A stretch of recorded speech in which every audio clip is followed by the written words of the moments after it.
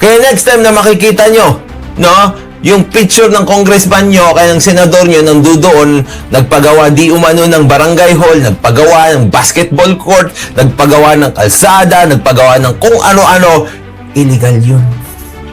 Nandito tayo sa isang groundbreaking ceremony para sa Bawan Technical Integrated High School. Kinuusap ko yung ating Congressman Elizalde ko, Chairman ng Appropriations. So nag-usap kami para sa isang classroom building na 59 million. Sabi ko, kulang yata yan. Gawin nating tatlo! Tatlong building! Para sa 8,000 estudyante dito, iyon po ang handog ng ating Kongreso para sa segundo distrito. Hindi lang isa, tatlong school building. Magaling talaga eh! Sabi ni Presidente, Speaker, hali kayo. At tinuro pa niya, at si Jinky, hali kayo. Nag-meeting po kami. At sa totoo lang po, sa madaling silita, tuwang-tuwa ang ating mahal na Presidente kay Madam Jinky Luistro. At napakaganda ang ginagawa niya sa Kongreso.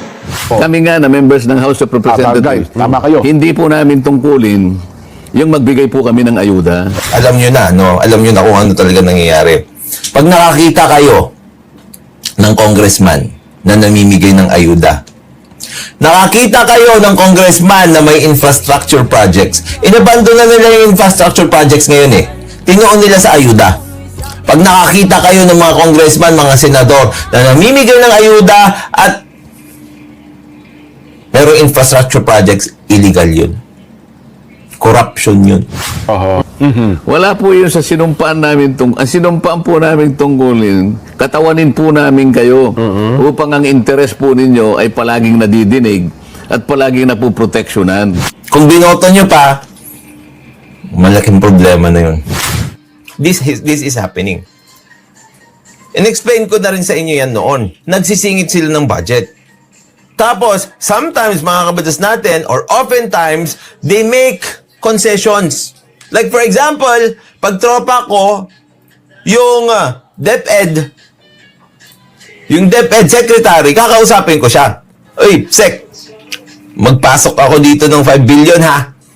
Tapos, pag naipasok ko yung 5 billion dito, ma-aprobahan naman sigurado yung budget mo eh.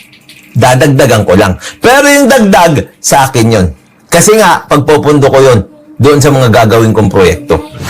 Whatever you are witnessing right now ay hindi po mangyayari without the leadership of the best ever Speaker of the Congress of the Philippines.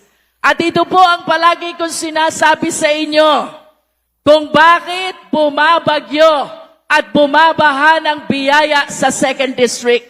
It is because of our dear Speaker. So once again, let me state my lines. Kaya may AX dahil ni Speaker. Kaya may AKAP dahil ni Speaker. Kaya may tupad dahil ni Speaker. Kaya may mga barangay road dahil ni Speaker. Kaya may patubig dahil ni Speaker. At kaya may groundbreaking ngayon dahil ni Speaker. I understand, wala pong perpektong gobyerno. Tama?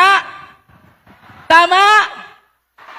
Walang perpektong gobyerno.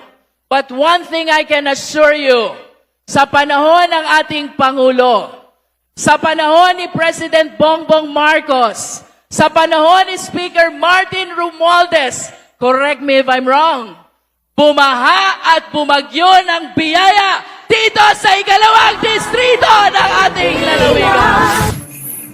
I was searching for the video where I explained this kung saan nagsisingit yung mga mambabatas natin ng mga pondo doon sa mga pondo ng mga executive departments para yun ang gamitin nilang pondo para sa kanila. And mga kabatas natin, yung mga pondo na yan, hindi yan dumadaan doon sa regular na auditing katulad ng nangyayari sa pondo ng mga executive department. It doesn't work like that. You know why? Because these are unconstitutional funds. Kaya next time na makikita nyo, no, yung picture ng congressman nyo, kaya ng senador nyo nang doon, nagpagawa di umano ng barangay hall, nagpagawa ng basketball court, nagpagawa ng kalsada, nagpagawa ng kung ano-ano, illegal yun.